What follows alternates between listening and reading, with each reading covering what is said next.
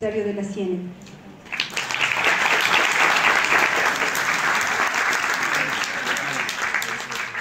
El doctor Felipe de Jesús Álvarez Cibrián, presidente de la Comisión Estatal de Derechos Humanos, Jalisco.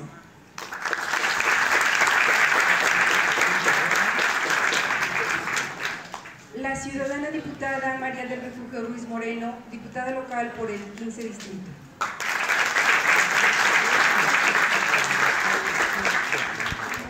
El maestro Guillermo Tomar Partida, jefe del Departamento de Justicia y Derecho de Cusiénega.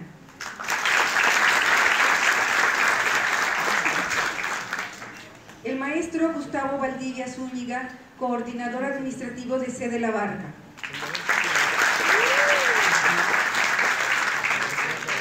El compañero Álvaro González Ortiz, alumno consejero de la División de Estudios Jurídicos y Sociales de Cusiénega. Asimismo, contamos con la presencia del doctor Jesús Becerra Ramírez, director del Instituto de Investigación y Capacitación de Derechos Humanos, adscrito a la Comisión Estatal de Derechos Humanos.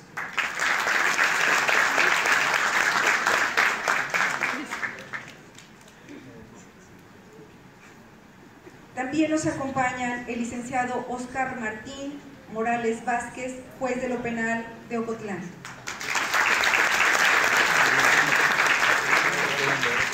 Asimismo, el maestro Gonzalo Huitrón Reynoso, delegado regional Ciénega de la Fiscalía General del Estado.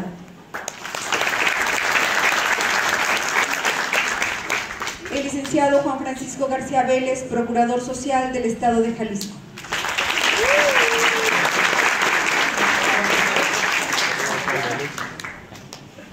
El ciudadano José Eduardo López Sánchez, de Ecocultura Pachamama AC.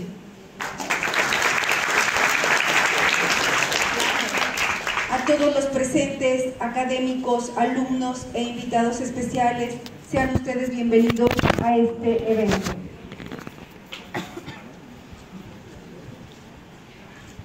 A continuación, el maestro Tadeo Gil Contreras, director de la División de Estudios Jurídicos y Sociales del Cusiénega, hará el uso de la voz para dar la bienvenida a nuestro ponente invitado.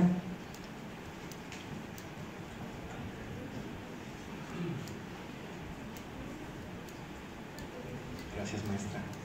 Quiero ser muy breve, el tiempo premia y la verdad es que escuchar al doctor Felipe de Jesús Cibrián Álvarez es una gran oportunidad para escucharlo hablar sobre el tema muy importante de los derechos humanos. Quiero agradecer su presencia, doctor, gracias por acudir aquí al centro universitario, Sede La Barca. Agradecerle también a mi amigo Gustavo, gran amigo, y también agradecerle esa oportunidad a los estudiantes que también hacen posible y hacen realidad estos eventos, al maestro Guillermo Tobar, gracias también por su apoyo, la diputada también gracias por acudir, y al doctor Jesús Becerra, también gran amigo, y no puedo dejar de mencionar también a Lulú Manzanero, jefe del Departamento de Política y Sociedad, y a los invitados que están aquí. Muchísimas gracias por estar aquí. Doctor, esta es su casa, esperemos que venga seguido acá por acá. Gracias, gracias.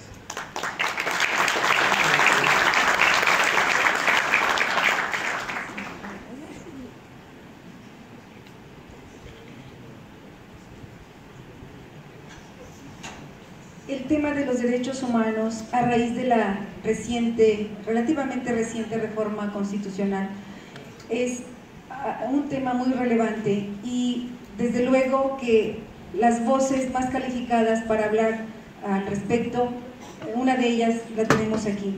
El doctor Felipe de Jesús Álvarez Cibrián es nuestro ponente invitado, y en este momento me voy a permitir hacer lectura de su currículum. En realidad es una síntesis está demasiado abreviado, tiene bastante trayectoria, sin embargo me voy a permitir hacerlo de esta manera sintetizada. El doctor Felipe de Jesús Álvarez Cibrián es abogado por la Facultad de Derecho de la Universidad de Guadalajara, maestro en Derecho por el Instituto de Estudios Jurídicos, doctor en Derecho con mención honorífica por el Instituto de Estudios Jurídicos, abogado, consultor y litigante en las áreas del derecho civil, mercantil, familiar, penal, corporativo, inmobiliario y amparo hasta el 1 de agosto de 2007. Es profesor de licenciatura y maestría en Derecho de la Universidad de Guadalajara en las cátedras de Derechos Humanos, Historia del Constitucionalismo Mexicano y Teoría de la Constitución. Presidente de la Academia de Derechos Humanos de la Coordinación de Posgrados en Derecho de la Universidad de Guadalajara. Se ha desempeñado en múltiples ocasiones como conferenciante, director de tesis, sinodal de exámenes de maestría y doctorado, autor de artículos, prólogos y capítulos de libros de derecho. Es coautor del libro El constitucionalismo ante el control de convencionalidad, editado por Editorial Porrúa. Ha cursado más de 100 programas académicos entre diplomados, congresos nacionales e internacionales, cursos, talleres y seminarios en el ámbito constitucional, derechos humanos, procuración e impartición de justicia, migración, derecho penal, entre otros. Presidió el Consejo Directivo Nacional de la Confederación de Colegios y Asociaciones de Abogados de México durante el periodo 2005-2007, organismo que afiliaba a 348 colegios y barras de abogados, el cual ha sido encabezado por distintas personalidades como el doctor Ignacio Burgoa Orihuela. Único jalisciense que ha presidido el Comité Directivo de la Federación Mexicana de Organismos Públicos de Derechos Humanos, que afilia a todos los ombudsman del país. Ha recibido más de 300 reconocimientos y distinciones de instituciones públicas y privadas por su desempeño profesional, académico y como defensor y promotor de los derechos humanos. Es actualmente presidente de la Comisión Estatal de Derechos Humanos Jalisco desde 2007 a la fecha. Le damos la más cordial bienvenida a nuestro invitado ponente.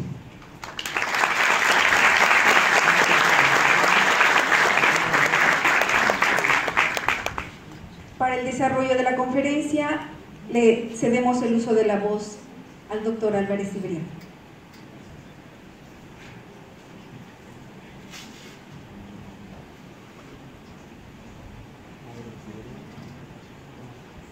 Quiero saludarle y agradecerle esta amable invitación que me realiza el Centro Universitario de la Ciénega por conducto de la sede La Barca, para venir y estar con todas y todos ustedes, cual me hace sentir muy honrado.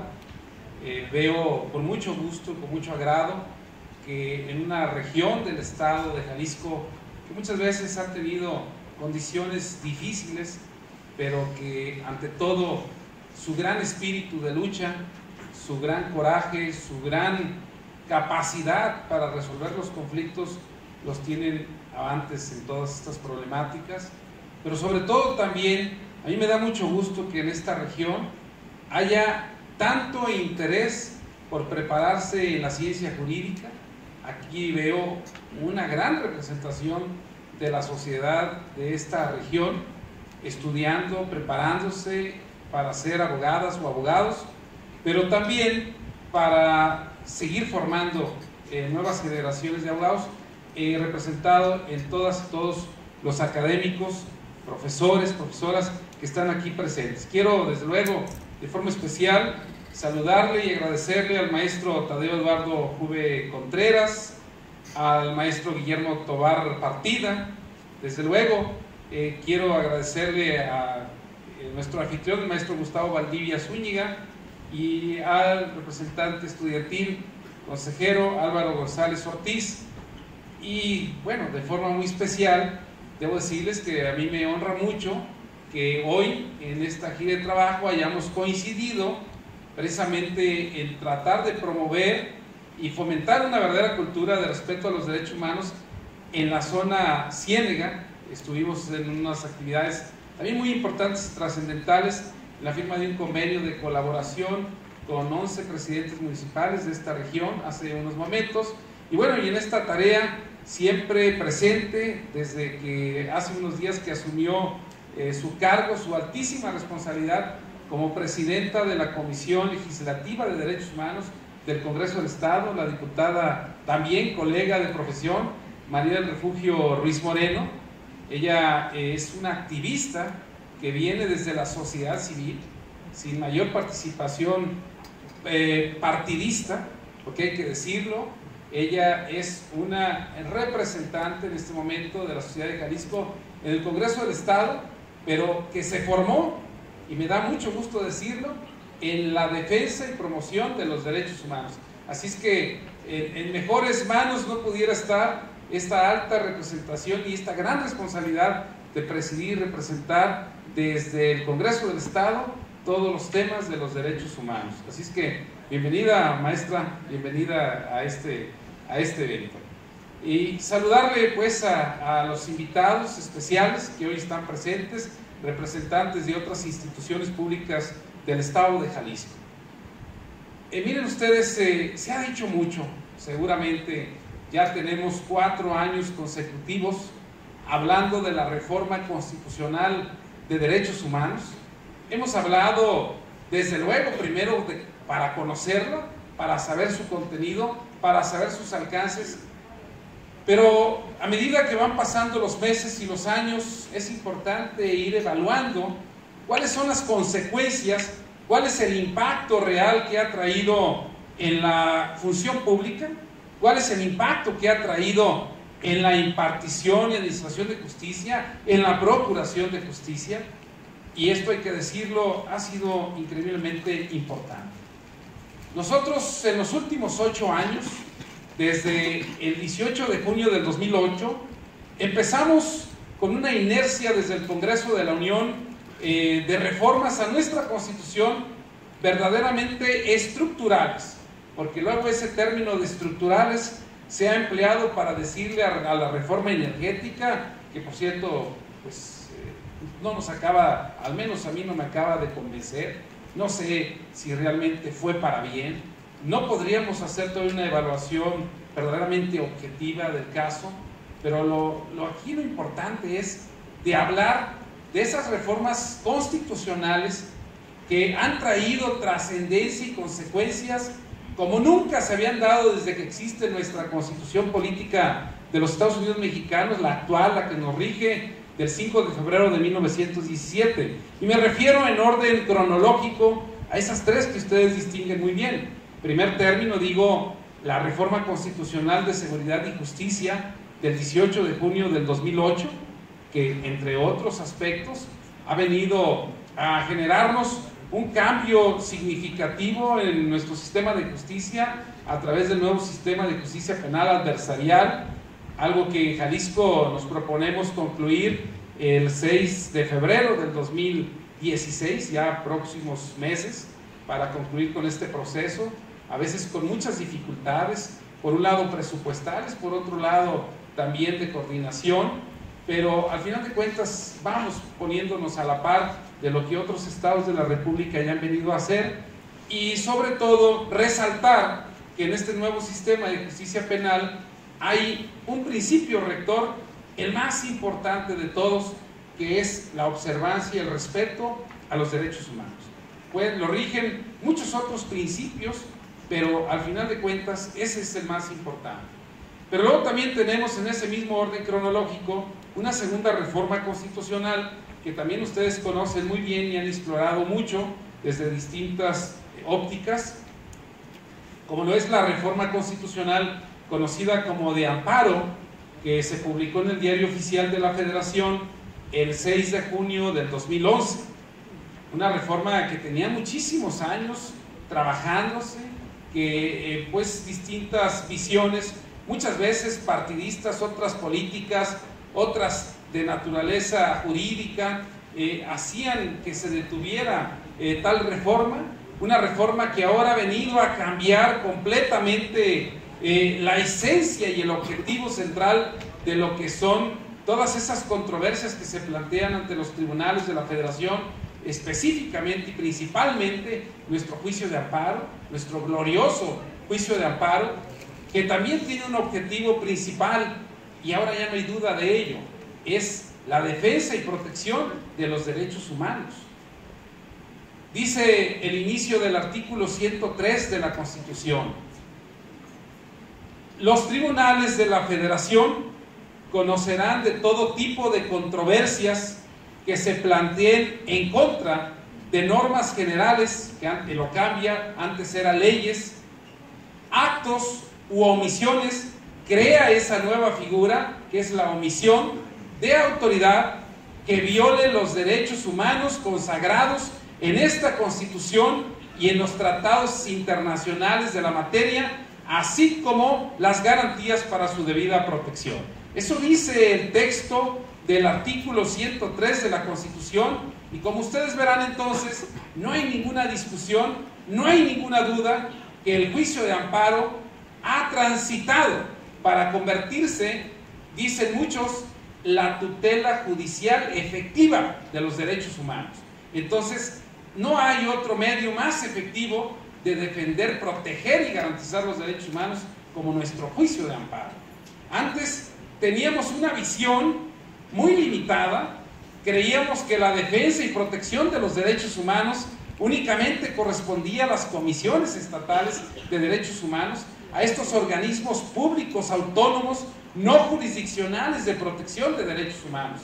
Ahora vemos que en esta tarea, desde distintas perspectivas y con distinta especialización, lo hacemos desde dos aspectos: el jurisdiccional, a través de todos esos tribunales, y el no jurisdiccional, que es a través de estos organismos como el que yo represento y presido en el estado de Jalisco. Así es que, en tercer término, de ese orden cronológico, tenemos, como ya lo dijo nuestra presentadora, maestra de ceremonias, una académica sin duda, debo de suponer que lo es, comenta que esa reforma constitucional de derechos humanos del 10 de junio del 2011, pues es una reforma que muchos dirían, bueno, pues en el ámbito de justicia seguramente han impactado más las dos a las que de forma inicial me he referido. Pues no, hay muchos elementos cuantitativos y cualitativos que nos hacen demostrar que definitivamente la reforma constitucional que más ha impactado en el sistema jurisdiccional, en nuestro sistema de justicia, es definitivamente la reforma constitucional de derechos humanos. Y miren, yo quiero compartir con ustedes algunas reflexiones para ver si al final de esta charla podemos coincidir en que efectivamente es esta reforma la de mayor repercusión y trascendencia en el ámbito jurisdiccional. No discuto el ámbito administrativo, porque pues, ahí sin duda tendríamos que considerar que la reforma dice ahora que todas las autoridades en el ámbito de sus competencias promoverán, respetarán, protegerán y garantizarán los derechos humanos, y lo hace atendiendo a ciertos principios rectores que se trajeron del derecho internacional de los derechos humanos, pero que también deben de prevenir las violaciones, investigar a quien viole los derechos humanos para sancionarlos, pero también otro tema muy importante que es la reparación del daño. 8 aspectos que ya no son voluntades o simples facultades del servidor público. Ahora constitucionalmente son obligaciones, y por tanto lo más importante que tiene como papel, como objetivo, todo servidor público y toda autoridad de cualquier nivel es precisamente esa observancia de los derechos humanos. Pero bueno, retomando al aspecto de la función jurisdiccional, digo yo que esta reforma es la que más impacta, y miren, les voy a decir, insisto, algunos aspectos. Antes de cumplirse un mes de que la reforma había entrado en vigencia, entra en vigencia al día siguiente de su publicación, es decir, el 11 de junio del 2011, pero un mes antes, en aquellas sesiones históricas del Pleno de la Suprema Corte de Justicia de la Nación, con el propósito de resolver el expediente Varios 912 del 2010, que se había abierto con motivo de la sentencia condenatoria que la Corte Interamericana de Derechos Humanos le dirigió al Estado mexicano, En esa sentencia condenatoria por el caso de la desaparición forzada imputable al ejército mexicano por el activista de Guerrero Rosendo Radilla Pacheco, es como también como Estado juzgador mexicano, la Suprema Corte de Justicia de la Nación busca analizar cómo debe de cumplir con esa sentencia. Y entre algunos de los aspectos que encuentra, pero siempre poniendo como fundamento la reforma constitucional de derechos humanos, particularmente el artículo 1 de nuestra Constitución, recientemente reformado, menos de un mes, insisto, estas sesiones que se celebran entre el 5, 6 y 12 de julio del 2011, en la primera reunión de pleno, la del 5 de julio del 2011, entre algunos otros aspectos que resuelve la Corte, es analizar qué valor tenían esas sentencias condenatorias de la Corte Interamericana. Y viene a decirnos que las sentencias que le dirijan a México, donde sean condenatorias para nuestro Estado mexicano, son obligatorias, lo cual no era, a pesar de que pareciera una novedad, no era una mayor noticia. Pero dice que las sentencias que fueran dictadas a otros países asumirían el rango de criterios orientadores, porque sus criterios jurisprudenciales deberían de orientar al juzgador al momento de impartir justicia. Luego, en la sesión del 12 de julio del 2011, como parte del cumplimiento de esta sentencia, institucionaliza, oficializa para nuestro país la obligación para todo juzgador local o federal del país el tener que implementar o activar en su momento el control de convencionalidad. El control de convencionalidad, entendido como esa facultad y obligación que tienen todos los juzgadores del país, sin excepción de ninguno, para que cuando encuentren normas jurídicas contenidas en leyes secundarias, federales o locales, que contravengan lo que dispone un tratado internacional de derechos humanos, deben de inaplicar esa norma jurídica contenida en esas leyes federales o locales, porque contraviene el tratado. Esto sí resulta ser novedoso, aunque había juzgadores en el país que ex oficio ya lo venían ejerciendo, aunque era muy poco y no de forma oficializada o institucionalizada. Y es ahí donde encontramos un cambio de aplicación determinante. Pero fíjense ustedes, nosotros aquí, el doctor Jesús Becerra Ramírez, un paisano de esta región, gran académico y experto en derechos humanos, y un servidor, hicimos un encuentro junto con un otro doctor y magistrado federal, Jorge Humberto Benítez Pimienta.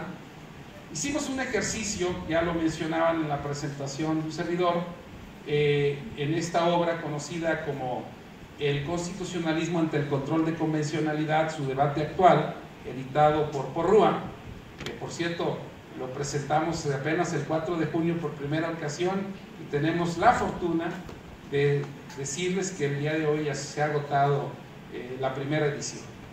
Pero en este libro hacemos un análisis de otra resolución muy importante, que es la contradicción de tesis 293 del 2011, que se resuelve precisamente en las sesiones del Pleno de la Suprema Corte de Justicia de la Nación, con fechas 26, 27, 29 de agosto, 2 y 3 de septiembre del 2013, es decir, 2 años posteriores a que se había iniciado el trámite ante la Suprema Corte de Justicia de la Nación. Pues en esta contradicción de tesis 293, que al final de cuentas es una evolución, es una superación de lo que ya se había resuelto en esas sesiones de julio del 2011, 2 años antes, sobre el tema de varios 9-12 del 2010. Ahí, en esta nueva resolución de la Suprema Corte de Justicia de la Nación viene a confirmar, por un lado, que todas las sentencias dictadas al Estado mexicano condenatorias son obligatorias, lo cual tampoco es ninguna novedad. Viene a decir que las sentencias que dicte la Corte Interamericana de Derechos Humanos, sus criterios jurisprudenciales ahí contenidos en esas sentencias, serán de naturaleza obligatoria o de observancia obligatoria para todos los juzgadores del país, aunque no vayan dirigidas al Estado mexicano y aunque el Estado mexicano no haya formado parte de ese litigio. Es decir, bueno, siempre y cuando favorezcan de mejor forma la protección de los derechos de la persona en contra de lo que puedan decir leyes federales o locales. Y esto es un tema verdaderamente novedoso, porque imagínense ustedes que México, que el Estado chileno, argentino, paraguayo, uruguayo, colombiano, tenga una responsabilidad por violar derechos humanos y ese caso llegue a la Corte Interamericana de Derechos Humanos, y una vez de que se ha llevado por los procedimientos legales pertinentes, encuentre esta Corte Interamericana que ese Estado nacional es responsable de violar derechos humanos y le emita una sentencia condenatoria.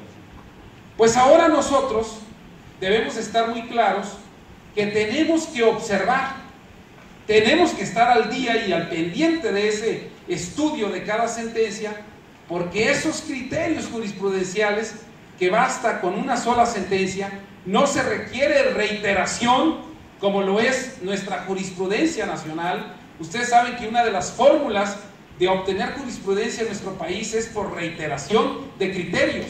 Pues ahí basta que sea una sola sentencia, un solo criterio, para que México, sus juzgadores, deban de aplicarlo de forma obligatoria.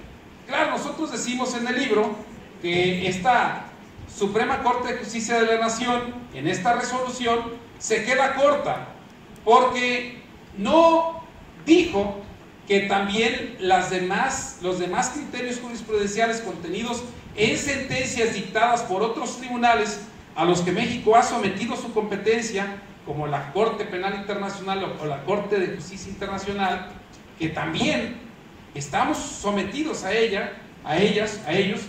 deben de ser también obligatorios. Ahí hacemos esa pequeña crítica, sin dejar de reconocer que es un enorme avance esta parte que ya la Suprema Corte de Justicia de la Nación ha impuesto para todos los juzgadores del país. Pero luego hay un segundo aspecto que también se resuelve en esta contradicción de tesis 293 del 2011. ¿Qué papel juegan las restricciones de derechos contenidas en nuestra Constitución Política de los Estados Unidos Mexicanos?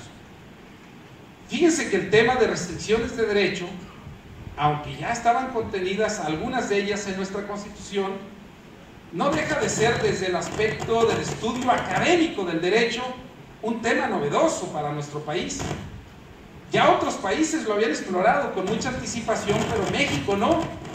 Las restricciones de derechos, si ustedes se fijan, el artículo 29 de nuestra Constitución hablaba de la suspensión de garantías. Esa era la figura, y ustedes todavía recordarán y asociarán, y cuando dicen de qué trata el artículo 29 de la Constitución Federal, ustedes automáticamente, muchos decimos suspensión de garantías. Y no, estimadas amigas y amigos, ahora tenemos que, aunque nos cueste más trabajo, decir que ahora cambió.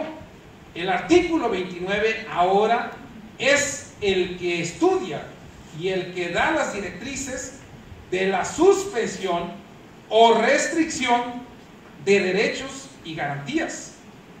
Entonces esa es la figura, o las dos figuras, suspensión o restricción. Y entonces ahí hay que distinguir que no es lo mismo una suspensión de derechos a una restricción de derechos. En nuestra Constitución están contempladas muchas restricciones de derechos. Ejemplos: el arraigo es una restricción de derecho. La autorización en la intervención de comunicaciones privadas es una restricción de derecho. Y ahí encontramos que esas restricciones contravienen lo que dicen distintos tratados internacionales de derechos humanos.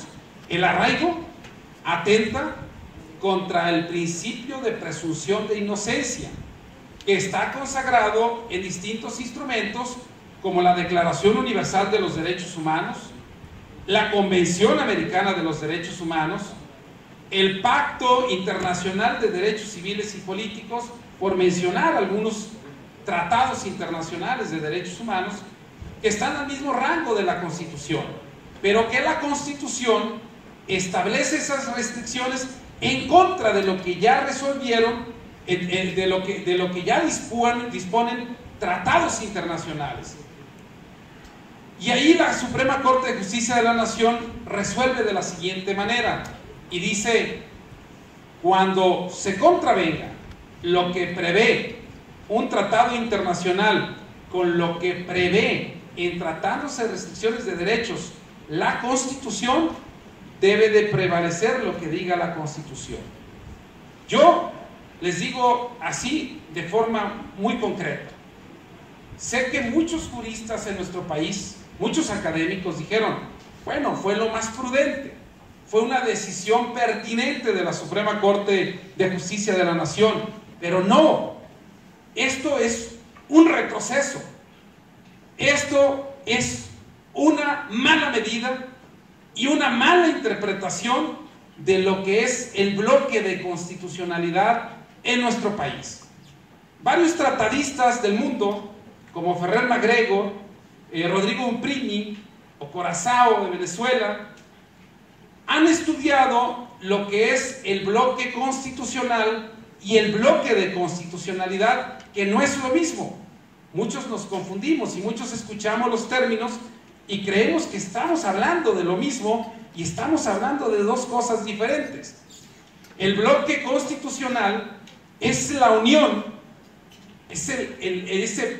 vamos a decir, unión sólida, indisoluble, que conforman, en cuanto a la literalidad, la Constitución y los tratados internacionales. Y este bloque constitucional está contenido en el primer párrafo del artículo primero, donde dice: todas las personas gozarán de los derechos humanos consagrados en esta Constitución y en los tratados internacionales de la materia.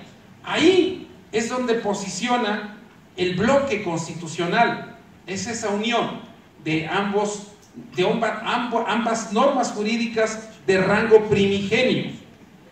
Pero el bloque de constitucionalidad es la parte de esa unión de Constitución y tratados, sumada con su parte hermenéutica, su parte de la interpretación máxima de estas dos disposiciones de rango primigenio constitucional: Constitución y tratados internacionales. ¿Y cuál es la parte hermenéutica? Bueno, pues en primer término, entonces hay que considerar que el bloque de constitucionalidad lo conforman 5 elementos principalmente: la Constitución, los tratados, la interpretación máxima de la Constitución, que es la jurisprudencia constitucional que disponga la Suprema Corte de Justicia de la Nación. Cuarto elemento, la interpretación máxima que se haga de los tratados internacionales de derechos humanos, donde es hecha por los tribunales internacionales como la Corte Interamericana de Derechos Humanos. Y quinto elemento, los principios constitucionales que fueron incorporados, valga la redundancia, a nuestra Constitución, traídos del derecho internacional de los derechos humanos. ¿Como cuáles? Como los dos que de forma implícita están en el segundo párrafo del artículo primero de nuestra Constitución. ¿Cuáles? El principio de interpretación conforme y el principio pro homine o pro persona. Y los otros 4 que están en el tercer párrafo del artículo primero, que es el principio de universalidad, interdependencia, indivisibilidad y progresividad, y algunos otros que también se trajeron del derecho internacional de los derechos humanos, como el que está en el cuarto constitucional, el principio de interés superior de la niñez, y algunos otros que hablan sobre la legalidad y algunas otras disposiciones, pero que al final de cuentas son principios que la autoridad que los desdeñe, que la autoridad que no los observe, que la autoridad que no los cumpla, está violando el bloque de constitucionalidad, está violando la Constitución. Por eso es tan trascendental, tan importante observar y entender lo que es el bloque de constitucionalidad. Y debo decirles que este debate que México apenas ha iniciado, porque no es un debate concluido, quien quiera pensar que la Corte ya concluyó este debate está totalmente equivocado. Y vamos a decirles, porque nosotros hicimos ya un estudio de derecho comparado con lo que han hecho otras naciones. Por ejemplo, Colombia, fíjense ustedes, Colombia en 1991 incorporó a su constitución política lo que nosotros conocemos como el bloque de constitucionalidad, como lo que conocemos como el principio, la cláusula de interpretación conforme o la cláusula de apertura. El segundo párrafo del artículo primero dice: las normas relativas a los derechos humanos se interpretarán de conformidad a esta Constitución y a los tratados internacionales de la materia, favoreciendo en la forma más amplia posible la protección de la persona. Eso dice el segundo párrafo del artículo primero. Ese texto de 3 renglones, ese mismo texto, de forma muy similar, fíjense ustedes, lo incorporaron otros países, como Portugal en 1976 a su constitución política, España en 1978, de forma muy similar a lo que dice este segundo párrafo del artículo primero. En el 88 Brasil, en el 91 Colombia, en el 92 lo hizo Uruguay, en el 93 lo hizo Ecuador, 94 lo hizo Argentina, en 95, 96, 97, en esos años lo completaron también Paraguay, lo completaron otros países, y al final de cuentas Chile también lo hizo en esas fechas, y al final de cuentas nosotros lo hicimos hasta el 2011. Es decir, nos llevan 20, 30, 40 años de ventaja.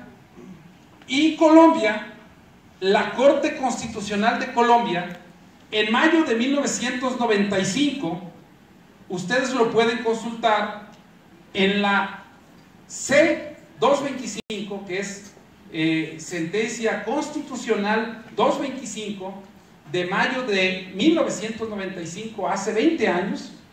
Colombia, la Corte Constitucional, hizo un análisis muy parecido a lo que ahora hace en el 2013 la Suprema Corte de Justicia de la Nación de México.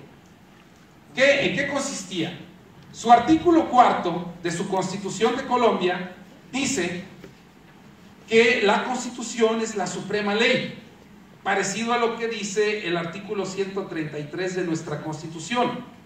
Y el artículo 93 de su Constitución dice que los tratados internacionales, pactos o convenciones celebradas por el Estado colombiano serán suprema ley. Y dijo la Corte, bueno, pues ya hay muchas complicaciones, ¿qué es lo que vamos a aplicar? ¿Y saben cómo resolvió Colombia hace 20 años? Dijo, cuando exista contradicción entre lo que dispongan los tratados y la Constitución, debe de prevalecer la norma primigenia, cualquiera de las dos, que más favorezca la protección del derecho de la persona. ¿Y qué dice la Suprema Corte de Justicia de la Nación de México? Prevalece la Constitución. No está dentro de los estándares internacionales con los que se han resuelto estas diferencias por parte de otros tribunales máximos constitucionales de otros países. Pero dejen decirles algo más. Les pongo el ejemplo del artículo 25. Si ustedes consultan el artículo 25 de la Constitución Política de Venezuela, Este artículo dice: los tratados internacionales, pactos y convenciones prevalecen sobre esta Constitución y la ley suprema de la nación, dice la ley de la nación, cuando más favorezcan la protección de la persona. Ahí Venezuela no se anduvo con rodeos. Desde su Constitución fue tan clara que no dejó motivos para que la Corte tuviera que resolver este tipo de diferencias. Y dice: prevalecen aún por arriba de la Constitución y la ley de la República cuando más favorezca la protección de la persona. Esos son algunos ejemplos. Desde luego que nosotros analizamos muchos más y todos han resuelto muy diferente a lo que resolvió la Suprema Corte de Justicia de la Nación. ¿Qué significa esto, amigas y amigos? Que tenemos que estar abiertos al debate, con mente abierta, con visión vanguardista, porque al final de cuentas este debate apenas está iniciando y seguramente va a haber cambios de paradigmas y cambios de posicionamiento por parte de nuestra Suprema Corte de Justicia de la Nación, y también necesariamente tendrá que haber la supresión de figuras jurídicas o antijurídicas como el arraigo, que no tienen razón de ser ni de estar en nuestra Constitución, porque también contravienen todo tipo de disposición y de estándar internacional en base a lo que han resuelto tribunales y cortes de otros países. Yo quiero cerrar nada más con una última reflexión. Antes de la reforma constitucional de derechos humanos, todo aquel que se decía ser gran jurista, gran abogado o abogada, gran juez o jueza, gran investigador de la ciencia jurídica, era aquel que cumplía tres aspectos básicamente. El primero de ellos, que dominaba el conocimiento de la Constitución con gran conocimiento. Segundo aspecto, que conocía perfectamente la jurisprudencia que emitía la Suprema Corte de Justicia de la Nación. Y tercer aspecto, que conocía y era especialista en las leyes de la materia donde se desempeñaba.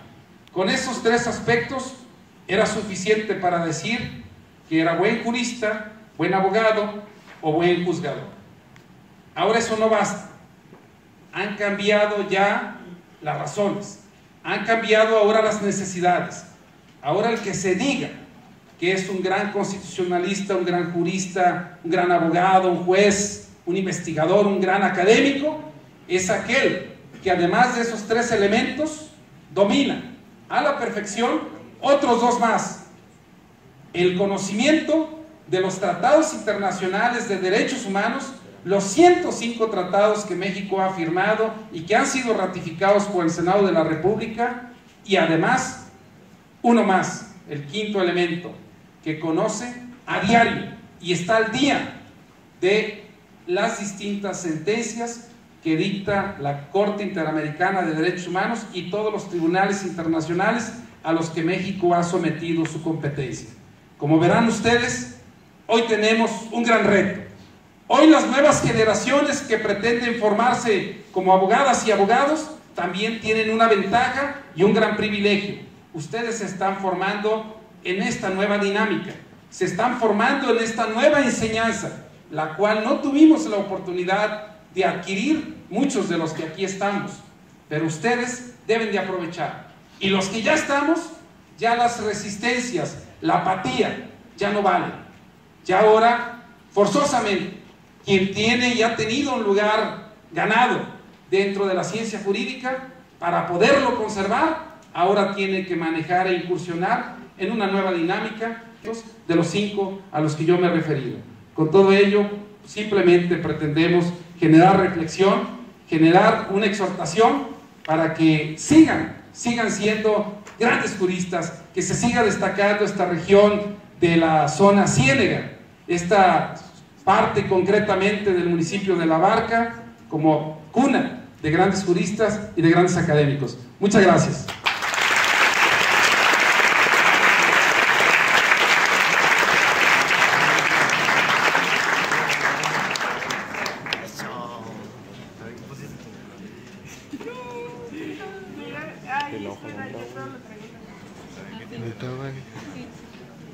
Bien.